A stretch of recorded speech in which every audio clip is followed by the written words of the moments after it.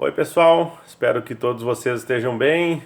Vamos seguindo com a disciplina de jornalismo, empreendedorismo e mercado de trabalho, né? Nesta 10ª semana, né? Então a gente tem aí só mais hoje e mais outras duas videoaulas, né? Hoje então a gente vai falar um pouco sobre, vai continuar com a questão do marketing, né? Mas falando sobre plano de comunicação, etapas, etc.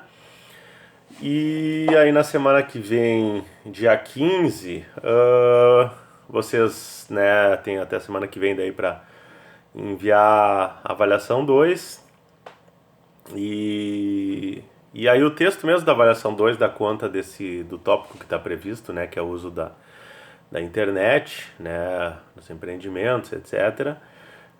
Mas a gente faz, né, um apanhado geral, né, dá uma comentada. E aí na última semana fica reservado aí dia 22, né, como eu falei, eventualmente para caso alguém tiver em exame, então mas no dia 22, né, fica essa data reservada, mas aí não vai ter no caso videoaula, né?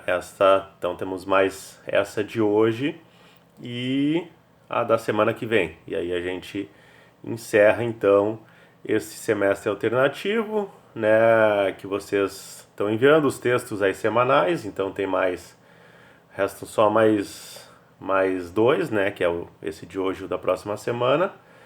E aí finalizamos, né, a disciplina aí nesse calendário alternativo. Bom, hoje então a gente vai falar um pouco sobre as etapas do plano de marketing, né? E também sobre avaliação de desempenho, né? Que é outro tópico que está previsto aqui no cronograma. Também, né? Só para dar um retorno para vocês, né? Acabou saindo meu resultado do meu exame, né? E realmente confirmou, né? Que foi Covid, né? Mas agora já estou recuperado, né? Passei aí por mais ou menos, vocês acompanharam, né? Mais ou menos 10 dias aproximadamente, né? De sintomas e com tosse, cansaço, etc. Né? No meu caso, tive a perda do olfato aí por uns 5 dias, mas agora já tô 99%, né? Então, realmente foi, né? Acabou sendo, né? Numa das poucas saídas da quarentena, acabei tendo essa infelicidade aí de acabar, né? Pegando Covid. Então, né? Se cuidem ao máximo, mesmo se cuidando, às vezes não é o suficiente, né? E principalmente a questão da máscara, que além de vocês usarem, os outros também têm que usar. Senão não adianta. Foi o que aconteceu comigo. Eu usei, mas pessoas sem máscaras vieram falar comigo e acabei, né, pegando. Então, só feito esse parêntese, né? Então é o seguinte, eu vou colocar para vocês os capítulos 5 e 6 do livro do Ambrósio. Agora até eu não tô com ele aqui em mãos. Que é o livro aquele, o plano de marketing, né? Então é a sequência, né, daquele texto que vocês viram. Só já explico para vocês que ele vai parar lá no caso, o trecho que eu separei para vocês aqui, eu não botei o capítulo inteiro, né, o capítulo 6, porque eu botei mais a parte que ele apresenta conceitos, etc. Depois várias páginas dele dando exemplos, né? Então, se vocês conseguirem, né, o livro, enfim, se alguém conseguir compartilhar aí o livro na íntegra, beleza, mas eu separei aqui o principal, né? Então, no capítulo 5 ele vai falar ali oportunidade, aí ele vai dar algumas situações, né, com exemplos, né? Então, vai ter ali uma tabelinha que vocês vão ver ali, né? Tem oportunidade, marketing estratégico, né? Marketing tático, ação de controle. Daí ele vai discorrer sobre esses tópicos, né? Aí ele vai justamente aquilo que eu falei, ele vai trazer a razão de ser do plano de marketing, né? Contexto econômico, político e social. Ainda estou um pouquinho, né, com uma irritaçãozinha na garganta, mas é mínima. Começa a falar, começa às vezes a dar, né, uma irritação. Mas, enfim, objetivos do marketing, então ele vai fazer esse apanhado geral, né, que é interessante de vocês lerem esse capítulo 5. É um capítulo curto. São uma, duas, três, quatro... São 5 páginas, né? E na sequência, então, ele vai falar sobre o marketing estratégico, né? E aí também vai ter uma tabelinha ali bem interessante. Eu adianto para vocês também que, como eu tinha comentado na semana anterior, minha scanner aqui, o livro é maior, né, do que a capacidade de captar a imagem, né? Acaba ficando de fora. Então eu tirei foto, mas dessa vez depois eu fui ver aqui que alguns pedacinhos não ficou muito bom, né? Dá para ler, mas alguns ali talvez vocês tenham dificuldade, mas as partes que dá para ler, dá para entender bem o contexto. Aí, né, no caso, no capítulo 6 vai falar, por exemplo, sobre o consumidor, né? Então, o perfil do consumidor, qual é o perfil cultural, por exemplo, né? Cultura, subcultura, classe social, qual é o perfil social, o grupo de referência, família, qual é o perfil pessoal, né? Qual é o perfil psicológico. Então, dá para se pensar, né, exemplos do jornalismo, de empresas de jornalismo, por exemplo, apesar de que vocês também podem trabalhar no setor de marketing de qualquer empresa, né? Mas pensando em vocês como potenciais empreendedores, né? Se for pensar num veículo de comunicação, que pode ser um veículo online, enfim, ou não, também, né, vocês vão se questionar quanto a isso, né? Eu cito o exemplo de um caso que até eu postei para vocês um material, né, dessa empresa, que é a revista Imprensa, que é uma revista voltada para jornalistas, né? Então claro que pode ser lida por qualquer pessoa que queira, né, que goste de imprensa, que queira saber o que está rolando nos bastidores e discussões, mas o foco dela são os próprios jornalistas, principalmente, também estudantes de jornalismo, professores de jornalismo, enfim. E as pautas são sempre relacionadas ao jornalismo, né? Então, esse é um exemplo, né, de que a empresa, quando foi criada a revista, acabou se preocupando, né, em traçar esse perfil, quem são os nossos leitores, né, potenciais. No caso, né, foi se delimitando, então, jornalistas, estudante de jornalismo, professor de jornalismo, e acaba até se relacionando às vezes com áreas afins, como, por exemplo, advogados, às vezes tem alguma pauta relacionada a jornalismo, direito, ou outras, enfim, outras áreas, história, letras também. Um dos colunistas era o Fernando Jorge, que é jornalista, mas também ele era especialista, né, em língua portuguesa, então ele tinha uma coluna lá em que ele fazia um papel de crítico da imprensa sob o ponto de vista gramatical, né? Ele pegava Folha de São Paulo, Estadão, Globo, os grandes jornais e aí apontava erros, explicava por que estava errado e apresentava a regra corretamente, etc, etc. Então tinha esse trabalho também de observatório, né, de certa forma. Mas é um exemplo, né, de que às vezes se tem esse público-alvo bem delimitado, diferentemente de uma revista semanal de notícias de maneira geral, que vai visar um grande público, vai visar qualquer pessoa que queira estar bem informado e ver matérias às vezes mais longas e mais aprofundadas, enfim. Assim como, por exemplo, a outra revista Placar, que já não sei, o impresso eu sei que não tem mais, mas acho que só edições especiais. Agora também não sei de cabeça se está mantendo atualizado no online, mas que é uma revista histórica, né, dentro do jornalismo esportivo e que o foco dela era justamente isso, era só futebol, né, não era uma revista de jornalismo esportivo no sentido amplo. O foco dela era futebol, né, era só futebol, sem, né, não tratava de vôlei, basquete, outros esportes. É uma revista voltada para futebol e aí pega um amplo leque, né, de possibilidades, porque pega a questão de jogos, questão de história, muita pesquisa, história, reportagem sobre história do futebol, né, os destaques que estão naquele momento, os bastidores, às vezes entretenimento, né, então, enfim, um jogo de videogame, alguma coisa assim, tudo que se relacione com futebol, música, né? Então é interessante ter esse perfil desse consumidor definido. E mesmo se vocês forem trabalhar no setor de marketing, de assessoria de uma empresa ou de uma instituição, de um órgão público até, né? Vocês vão nessa questão do público-alvo vai estar presente, né? Quem é o público-alvo, né? Então, claro, em alguns casos vai ser um público mais específico, né? Uma faixa etária, por exemplo, há crianças, né? É um público bem específico, né? E às vezes vai ser mais amplo, né? Como no caso do jornalismo geral, como eu citei o exemplo de uma revista semanal que vai visar todo mundo. Ou se for uma empresa também, uma empresa sei lá, de vestuário, né? Então, daqui a pouco, homens, mulheres, crianças, jovens, velhos, enfim, todo mundo. Então, claro, mas aí tem que se pensar diversas estratégias. Eu até botei o exemplo na última semana da propaganda Parmalat, esse é um outro produto, né? Que ele é voltado, claro, o público infantil acaba tendo um papel importante, então no caso os pais acabam sendo o alvo dessa propaganda, mas também é algo que pode ser consumido por qualquer pessoa de qualquer idade, né?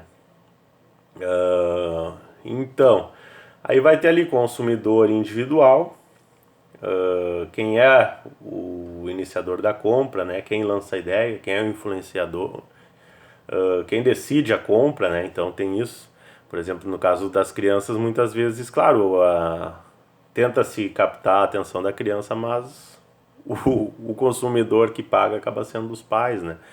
E tem estratégias bem básicas, né? Como, por exemplo, aquelas estantezinhas que tem perto dos caixas de supermercado que geralmente fica um monte de doce ali, fica na altura de uma criança que está de pé, né? Uma criança de 5 6 8 anos, 10 anos, né? Vai estar com os olhos na altura daqueles doces todos e salgadinhos, né?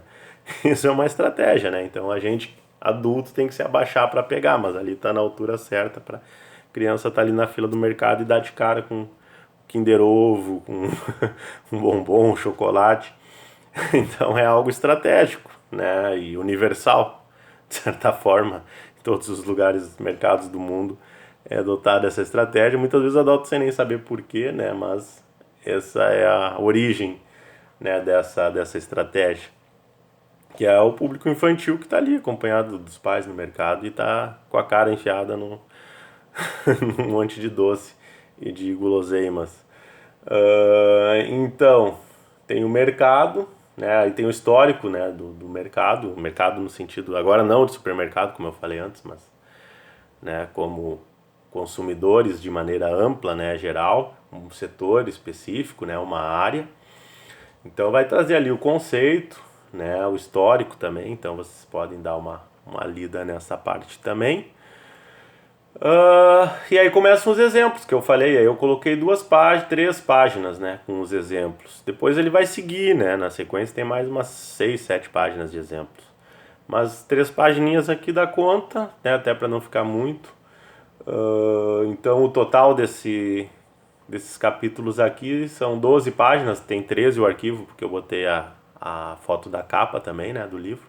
Mas são 12 páginas então de texto aqui para vocês lerem, que vai falar sobre esses tópicos que eu comentei bem rapidamente aqui. E aí eu vou colocar um outro texto para vocês sobre o outro conteúdo de hoje, que é a avaliação de desempenho, né? Então tem um resumo aqui, como sobre praticamente todos os tópicos que a gente tem, mas nesse caso específico aqui eu acho que dá bem conta, né? Porque fala de maneira bem ampla no sitezinho no site do Sebrae, aqui um texto curto também, né? Vocês leem tranquilamente em questão de poucos minutos, né? Mas é interessante da gente pensar, né, também nos empreendimentos e até nos lugares onde a gente trabalhou, enfim, pensando no jornalismo, no mercado de jornalismo, que é algo que vai colocar aqui, que é a importância da avaliação, mas também de se ter uma coerência, né, nessa avaliação. Isso vale tanto para vocês, se vocês forem os empresários, os editores, os gerentes, enfim, como se vocês forem, né, os funcionários, o jornalista contratado, por exemplo. Porque é algo que muitas empresas cometem esse pecado, falha, enfim, dá para usar vários nomes, de fazer avaliações completamente ilógicas e geralmente quantitativas, né? Eu trabalhei num jornal, por exemplo, em que o dono pedia para o editor entregar uma planilha. É bizarro, mas é verdade. Uma planilha com o número de matérias que cada jornalista tinha feito no dia, né? E era uma estratégia de avaliação tosca, bizarra, burra, né? Porque simplesmente, né, podia ter se dedicado um dia inteiro para fazer uma reportagem ou duas de mais profundidade, entrevistando várias pessoas, que ia ocupar a página inteira de jornal, etc, etc, etc. Enquanto que daí lá na planilha ia estar 1, 2 para ti e, enfim, se tu fizesse 5 notas, 10 notas curtas, pequenas, tu ia ter 10, né? Então, algo incompatível, né, com, com a atividade jornalística, né? De se querer avaliar adotando uma estratégia dessa puramente quantitativa. Então, tem coisas que, claro, que irritam o funcionário, com razão. Essa foi uma das que eu vivenciei. Outra era o fato de não ter coerência aquela coisa que tem na cultura do empreendedor brasileiro, muitas vezes, que é de achar que o funcionário, porque é funcionário da empresa, ele é como se fosse um escravo, né? De que ele tem que se vender de corpo e alma.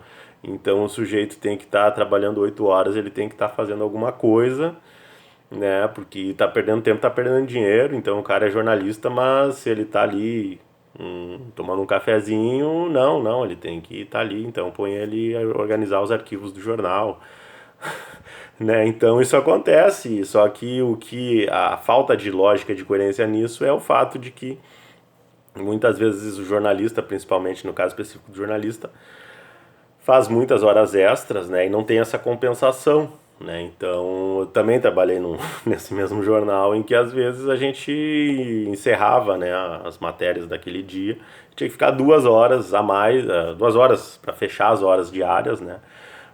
Claro, a gente acabava às vezes antecipando alguma coisa, contratando uma fonte, etc. Mas tu ficava ali 2 horas por obrigação, né? Sendo que no dia anterior, por exemplo, tu tinha ficado até a meia-noite na Câmara de Vereadores cobrindo sessão, né? Então, no caso, não se tinha a visão mínima, claro que é questão que vai pro direito, né? E, enfim, há N situações de processo, mas, no caso, essa é uma experiência que eu tive, né? Trabalhando em jornal, em que acontecia isso, né? Na segunda-feira a gente ficava, no caso eu que fazia a política, ficava até a meia-noite. Ia de manhã às 8 da manhã, saía meia-noite. E no outro dia eu tinha que esperar até às 6, igual, mesmo que às 4 da tarde eu tivesse com tudo pronto. Então, são situações que, enfim, acontecem e, claro, muitas vezes vai parar na justiça. Eu tive uma situação também que acabou parando e, enfim, né, acabei ganhando. Então, porque às vezes é questão legal mesmo, e é interessante, é importante que quem é empreendedor e quem vai empreender, no caso de vocês, se forem para o jornalismo, vocês têm que ter conhecimento da lei, têm que ter conhecimento dos direitos, tem que ter dos funcionários, e vocês, enquanto funcionários, também têm que ter consciência disso, né? E são situações que acontecem, mas em relação, né, voltando à questão da avaliação de desempenho, muitas vezes ela é irracional mesmo, ela é ilógica, né? Tenta se avaliar por critérios que não fecham, né, com a prática daquilo que o sujeito está sendo contratado para fazer, né? Então, aí vai ter critérios aqui, um deles vai ser justamente justiça, né? As avaliações estão menos sujeitas a influências artificiais, ou seja, aquelas produzidas por alguém, não naturais. Os impactos da avaliação 360 graus sobre grupos minoritários da empresa também são menos hostis. Então vai ter aqui vários tópicos, valor, motivação, enfim. E claro, um dos pontos assim, por conhecimento, né, e conversas e participar até de eventos, etc, que a gente percebe é a questão da motivação, né? Muitas vezes atitudes simples motivam ou desmotivam muito um grupo de maneira geral, que a gente está pensando em empreendimento, mas até mesmo pensando em relação a turmas de alunos ou a colegas ou enfim. E às vezes uma atitude pode motivar, né? Né? Como eu falei, nesse exemplo, né, das horas que eu trabalhava, uma atitude super simples traria uma motivação muito maior, né, do que simplesmente por birra, né, você querer que, né, não vai sair antes, não. Sem se importar que antes tu fez 6 horas extras no dia anterior. Então, às vezes, coisas simples, né, uma atitude pode tanto motivar quanto desmotivar. Né? Tanto é que se pegar os casos de informática, de tecnologia, pega o Facebook, pega essas empresas grandes, gigantes, elas incentivam, né? Eu entrei por acaso, eu me perdi, eu estava indo visitar o museu da FIFA, né, em Zurique, 2 anos atrás, e eu me perdi e acabei entrando sem querer no prédio do Google e fiquei perdido lá dentro, não conseguia sair de lá, que é gigante, né? E os prédios eram todos com os funcionários lá, com mesa de sinuca, pibolim, etc. Então, empresas que têm uma visão, né, de que o bem-estar do funcionário vai motivá-lo e vai gerar lucro. Se tu ter funcionários motivados trabalhando para ti, ele só tem a ganhar, né? Então, sendo um chefe incoerente, um chefe chato, um, um chefe que joga para baixo a equipe, etc., e que, né, quer cobrar e quer sugar o sangue até a última gota, porque não está rendendo, porque tu fez 25 matérias numa tarde, mas sobrou meia hora, então essa meia hora tu vai passar pano na mesa, coisas assim.